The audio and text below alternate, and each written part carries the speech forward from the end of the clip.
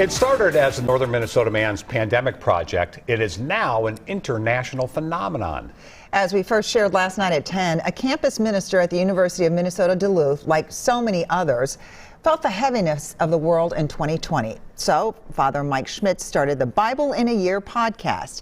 It exploded in popularity, landing him on a billboard in Times Square. Susan-Elizabeth-Littlefield shows us the emotional response he has gotten since the podcast hit the big time. So this is the journal. It was just on your doorstep. You just, yeah, on the top of the step. It's a journal and a gift Father Mike never expected to receive.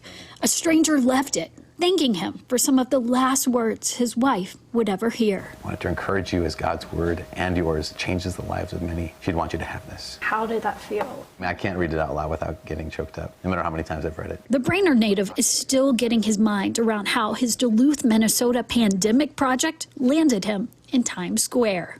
Hi, I'm Father Mike Schmitz, and you're listening to the Bible in a Year podcast. His daily 20-minute readings and explainers went to #1 on all of Apple Podcasts with 238 million streams and counting. I had not imagined that. I just thought, oh, probably you'll do okay, but not like this, which is great. He has Protestant, Jewish, and atheist followers, giving his embattled denomination some positive attention. To a lot of people, just the idea of the Catholic Church is triggering. Yeah. And so hopefully this is helpful, especially for someone who has been hurt, because that's real.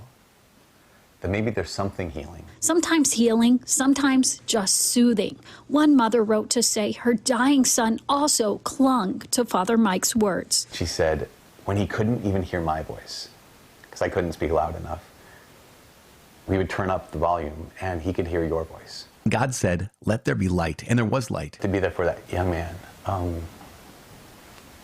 as he stepped from this world into the next, it's just... What an honor. So amidst the unintended fame, he says he's found some unintended fortune. I just thought, I think we really need the wisdom of God here.